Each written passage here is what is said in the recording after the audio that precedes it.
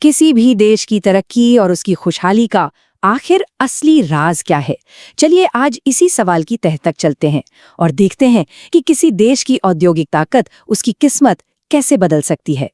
तो सवाल ये उठता है कि एक देश को उसकी आर्थिक ताकत, उसकी इकोनॉमिक स्ट्रेंथ मिलती कहाँ से है? क्या ये सिर्फ जमीन के नीचे छिपे खजानों से आती है या फिर कुछ और है जो एक राष्ट्र को सच में मजबूत बनाता है? जवाब है उसकी मैन्युफैक्चरिंग बैकबोन। जी हाँ, उसकी औद्योगिक ताकत। यही वो बुनियाद है, वो रीढ़ की हड्डी है जिस पर एक मजबूत अर्थव्यवस्था की शानदार इमारत खड़ी होती है।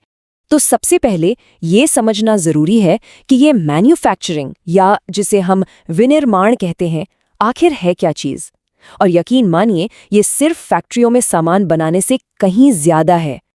अगर बिल्कुल आसान शब्दों में कहें तो मैन्युफैक्चरिंग एक ऐसा प्रोसेस है जिसमें कच्चे माल यानी रॉ मटेरियल्स को मशीनों की मदद से बड़े पैमाने पर ज्यादा उपयोगी और ज्यादा कीमती चीजों में बदल दिया जाता है।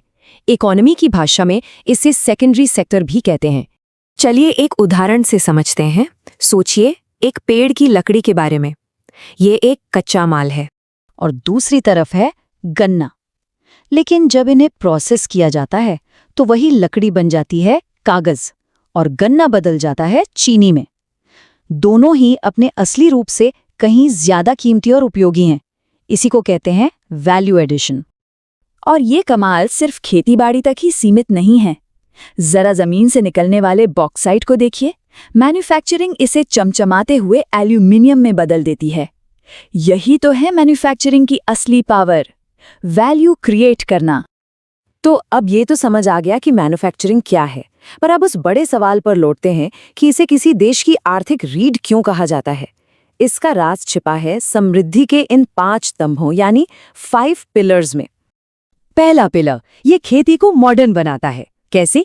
किसानों को बेहतर मशीनें और खाद देकर। दूसरा, ये लाखों करोड़ों लोगों के लिए रोजगार पैदा करता है। और तीसरा, जब लोगों को काम मिलता है तो क्या होता है? जाहिर है, गरीबी और बेरोजगारी अपने आप कम हो जाती है। चौथा, ये पिछड़े इलाकों में उद्योग लगाकर देश का संतुलित विकास करता है। और पांचवां, जब हम बना हुआ सामान दूसरे देशों को बेचते हैं तो देश में कीमती विदेशी मुद्रा आती है। देखा जाए तो ये सभी पिलर्स मिलकर देश को अंदर और बाहर दोनों तरफ से मजबूत बनाते हैं। तो बात बिल्कुल सीधी और साफ है।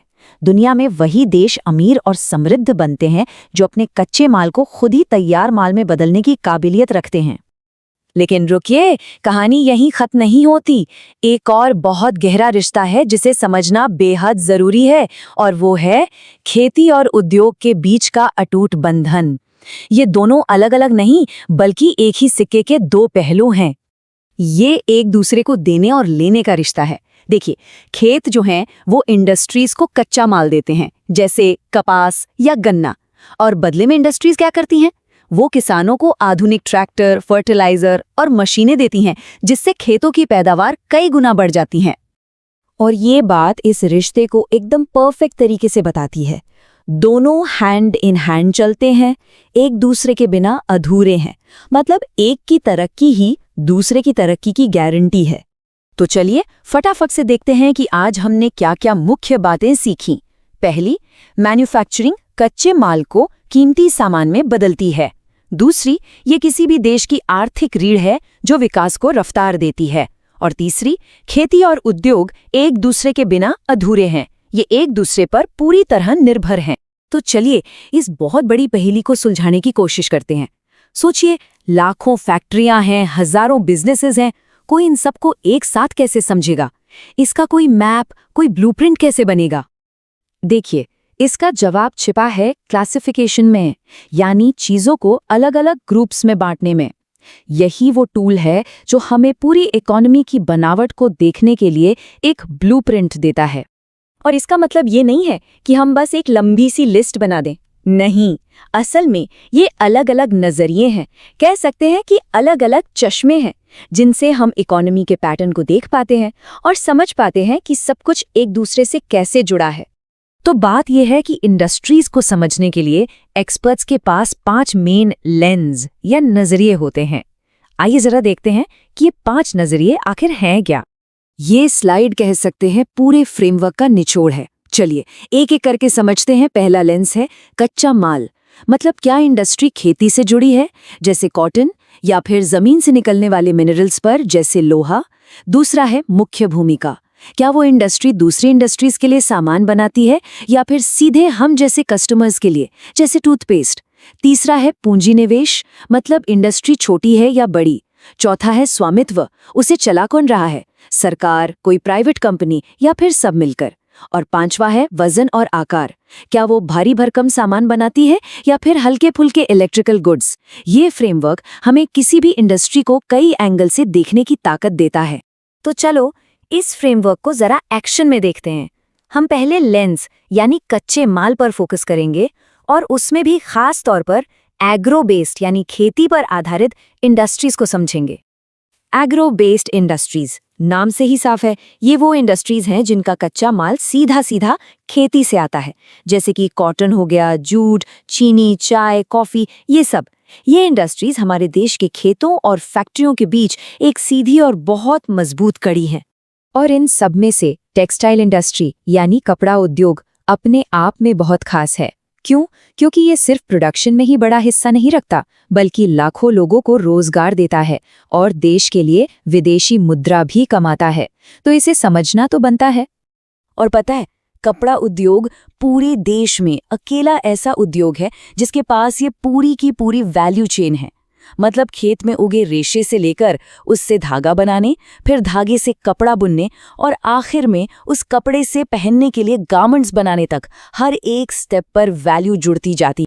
ये सिर्फ पैसे और बिजनेस की कहानी नहीं है, इसके पीछे एक बहुत गहरा इतिहास भी है। जैसे महात्मा गांधी ने खादी को सिर्फ एक कपड़े के तौर पर नहीं देखा, बल्कि उन्होंने इसे आत्मनिर्भरता और आज़ादी का एक बहुत बड़ा सिंबल बनाया।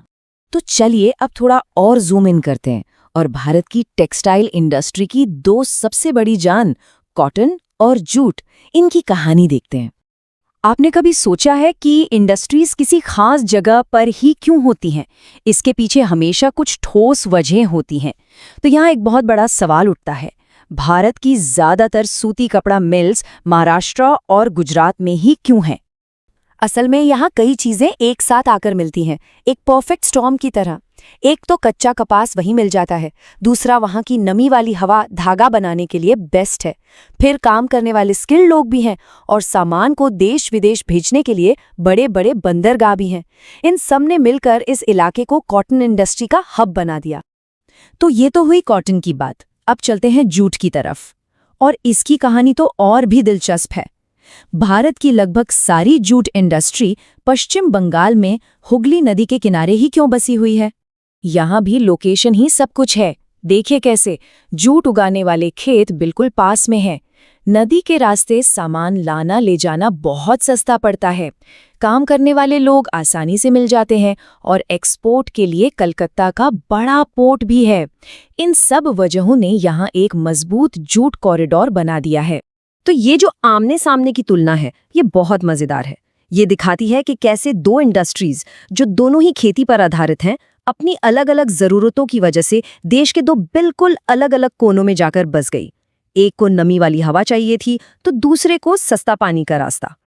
तो चलिए अब इन सारे धागों को जोड़कर देखते हैं कि हमें पूरी तस्वीर क्या नजर आती है। तो आखिर में हमने सीखा क्या? हमने देखा कि जब हम उन 5 लेंस वाले फ्रेमवर्क का इस्तेमाल करते हैं तो कितनी कॉम्प्लेक्स चीजें भी साफ हो जाती हैं। अब हम कह सकते हैं कि कॉटन और जूट इंडस्ट्रीज एग्रो बेस्ड है, ज्यादातर प्राइवेट या कोऑपरेटिव हैं, और इनमें भारी और हल्के दोनों तरह के काम होते हैं। तो सवाल ये उठता है, एक मॉडर्न मजबूत राष्ट्र आखिर बनता कैसे है? क्या ये बस बड़ी बड़ी इमारतें और सड़कें हैं जो हमें दिखती हैं, या फिर इसकी कहानी इससे कहीं ज्यादा गहरी है जो जमीन के नीचे से शुरू होती है? इसका जवाब जमीन के नीचे छिपा है। असल में इकोनॉमिक डेवलपमेंट एक बिल्डिंग बनाने जैसा है जिसे जरूरी मिनरल बेस्ड इंडस्ट्रीज पर परत दर परत बनाया जाता है। तो चलिए इस इंडस्ट्रियल पिरामिड के बेस से शुरू करते हैं। यहाँ है सबसे जरूरी इंडस्ट्री, आयरन एंड स्टील। आइए समझते हैं कि इसे बाकी सबका आधार क्यों माना जाता है। इसे आधारभूत उद्योग कहते हैं, और वजह सीधी सी है, ये बाकी अनगिनत इंडस्ट्रीज को उनका कच्चा माल मतलब रॉ मटेरियल देती है। सोच कर देखिए, बिना स्टील के क्या मशीनें बनेंगी, क्या गाड़ियां बनेंगी? नहीं। सच तो ये है कि हर चीज की शुरुआत यहीं से होती है। स्टील बनाना ना एक परफेक्ट रेसिपी फॉलो करने जैसा है। इसके लिए आपको चाहिए 4 हिस्से आयरन ओर, 2 हिस्से कोकिंग कोल और 1 हिस्सा लाइमस्टोन। ये 4:2:1 का रेशियो, यही है स्टील प्रोडक्शन का सीक्रेट, और इसमें कोई भी बदलाव नहीं हो सकता। तो सवाल है कि ये प्रोडक्शन होता कहाँ है? देखिए, जमशेदपुर, भिलाई, दुर्गापुर, ये सारे बड़े स्टील हब्स ज्यादातर एक ही इलाके में हैं, छोटा नागपुर प्लाटू। और ये कोई इत्तेफाक नहीं है। ऐसा इसलिए है क्योंकि यहीं पर स्टील बनाने का सारा कच्चा माल आसानी से मिल जाता है, जिससे प्रोडक्शन कॉस्ट कम रहती है। तो इस सेक्शन से जो सबसे बड़ी बात हमें समझनी है वो ये है कि स्टील सिर्फ एक मेटल नहीं है। कोई देश कितना स्टील बना रहा है और कितना इस्तेमाल कर रहा है, ये सीधा सीधा उसकी इकोनॉमिक हेल्थ का इंडिकेटर है। ठीक है, तो फाउंडेशन तो बन गया। अब पिरामिड की अगली परत पर चलते हैं और उन मटेरियल्स को देखते हैं जो हमारी मॉडर्न वर्ल्ड को स्ट्रक्चर देते हैं, एल्यूमिनियम और सीमेंट। स्टील के अब अब बिग प्लेयर है एल्यूमिनियम। मेटलर्जी इंडस्ट्री में ये देश का दूसरा सबसे इंपॉर्टेंट इंडस्ट्री है, और इसकी वजहें भी काफी इंटरेस्टिंग हैं। एल्यूमिनियम को मॉडर्न मेटल क्यों कहा जाता है? क्योंकि ये हल्का है, मजबूत है और इसमें जंग नहीं लगता। सोचिए, हवाई जहाज से लेकर किचन के बर्तनों तक ये हर जगह है। लेकिन इसे बनाने के लिए 2 चीजें बहुत जरूरी हैं। एक तो इसका रॉ मटेरियल बॉक्साइट, और उससे भी ज्यादा जरूरी ढेर सारी सस्ती बिजली। तो ठीक है, मेटल से फ्रेम तो खड़ा हो गया, पर इन सबको आपस में जोड़ेगा कौन? यहीं पर एंट्री होती है हमारे अगले इंडस्ट्री की, जो लिटरली सब कुछ जोड़ के रखती है। बात करते हैं सीमेंट की। इसकी कहानी शुरू होती है लाइमस्टोन, सिलिका और जिप्सम जैसे रॉ मटेरियल से। देश का पहला सीमेंट प्लांट 1904 में चेन्नई में लगा था। और आज की बात करें तो गुजरात जैसे राज्यों के प्लांट्स को एक स्ट्रेटेजिक एडवांटेज है। वो पोर्ट्स के पास हैं, जिससे गल्फ कंट्रीज को एक्सपोर्ट करना बहुत आसान हो जाता है। अब तक हमने बात की स्ट्रक्चरल मटेरियल्स की। अब फोकस शिफ्ट करते हैं उन इंडस्ट्रीज पर जो कैटलिस्ट यानी एक तरह के इंजन का काम करती हैं, जो पूरी इकोनॉमी को फ्यूल देती हैं। केमिकल इंडस्ट्री पूरे देश में फैली हुई है। वजह बहुत सिंपल है, इसके प्रोडक्ट्स जैसे एसिड्स और पेट्रोकेमिकल्स इतनी सारी दूसरी इंडस्ट्रीज के लिए रॉ मटेरियल का काम करते हैं कि इनकी जरूरत हर जगह पड़ती है। केमिकल इंडस्ट्री को हम मोटे तौर पर 2 हिस्सों में देख सकते हैं। एक तरफ हैं इनऑर्गेनिक केमिकल्स जैसे सल्फ्यूरिक एसिड और सोडा ऐश, और दूसरी तरफ हैं ऑर्गेनिक केमिकल्स जिनमें पेट्रोकेमिकल्स, प्लास्टिक्स और हाँ, हमारी लाइफ सेविंग दवाइयां भी शामिल हैं। लेकिन केमिकल्स का काम सिर्फ फैक्ट्रीज तक ही सीमित नहीं है। ये हमारे खेतों तक भी पहुंचते हैं, जहां ये एक और बहुत जरूरी रोल प्ले करते हैं। ये है फर्टिलाइजर इंडस्ट्री। देखिए, यूरिया जैसे नाइट्रोजनस और डीएपी जैसे फॉस्फैटिक फर्टिलाइजर्स तो हम देश में ही बना लेते हैं, लेकिन पोटैश के लिए हम पूरी तरह से इंपोर्ट पर डिपेंडेंट हैं। इसका मतलब यह है कि हमारी फार्मिंग का एक अहम हिस्सा इंटरनेशनल मार्केट्स पर टिका है, जो कभी-कभी एक चैलेंज भी बन सकता है। देश में फर्टिलाइजर्स के मेन प्रोडक्शन हब्स हैं गुजरात, तमिलनाडु, पंजाब और उत्तर प्रदेश, और ये वही राज्य हैं जो एग्रीकल्चर में भी सबसे आगे हैं। तो फैक्ट्री और मार्केट दोनों पास पास रहते हैं। तो स्टील के फाउंडेशन से लेकर केमिकल कैटलिस्ट तक हमने इस इंडस्ट्रियल पिरामिड के सभी हिस्सों को देख लिया है। अब इन सबको एक साथ जोड़कर देखते हैं कि ये पूरी पिक्चर दिखती कैसी है। तो आखिरी बात यह है कि स्टील की भारी भरकम बीम से लेकर जिंदगी बचाने वाली छोटी सी गोली तक, ये सारी इंडस्ट्रीज अकेले काम नहीं करती। ये सब एक बहुत बड़े इंटरकनेक्टेड सिस्टम का हिस्सा हैं, जो मिलकर हमारे देश की इंडस्ट्रियल बैकबोन बनाती हैं। तो हम इस सफर पर कैसे आगे बढ़ेंगे? देखिए, हमारे पास 5 पड़ाव हैं। सबसे पहले हम भारत के औद्योगिक पावर हाउस को जानेंगे, फिर हम प्रदूषण की चुनौतियों को समझेंगे, उसके बाद हम समाधान की ओर बढ़ेंगे, फिर कुछ जरूरी औद्योगिक सेंटर्स को मैप पर देखेंगे, और आखिर में एक बहुत ही महत्वपूर्ण संदेश के साथ इस चर्चा को समाप्त करेंगे। तो चलिए शुरू करते हैं पहले हिस्से से। देखते हैं कि वो कौन सी ताकतें हैं, वो कौन से इंजन हैं जो भारत की अर्थव्यवस्था की गाड़ी को खींच रहे हैं। सबसे पहले नजर डालते हैं ऑटोमोबाइल इंडस्ट्री पर। देखिए, ये जो नाम है दिल्ली, गुरुग्राम, पुणे, चेन्नई, बैंगलोर, ये सिर्फ शहरों के नाम नहीं हैं।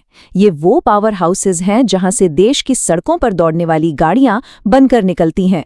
और गाड़ियों के साथ साथ एक और इंडस्ट्री है जिसने भारत को दुनिया भर में पहचान दिलाई है, हमारी आईटी और इलेक्ट्रॉनिक्स इंडस्ट्री।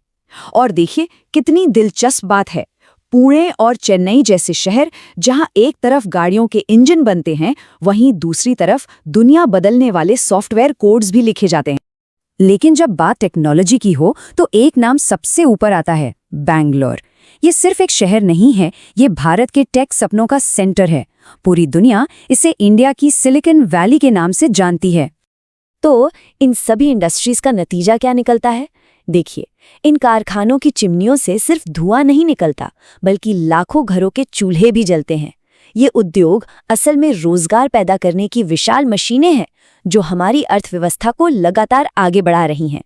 तो ये तो हुई सिक्के की एक साइड, चमकती हुई, तरक्की करती हुई। लेकिन अब हमें सिक्के का दूसरा पहलू भी देखना होगा, वो कीमत जो हम इस ग्रोथ के लिए चुका रहे हैं। और ये कीमत इस एक नंबर में छिपी है, 4।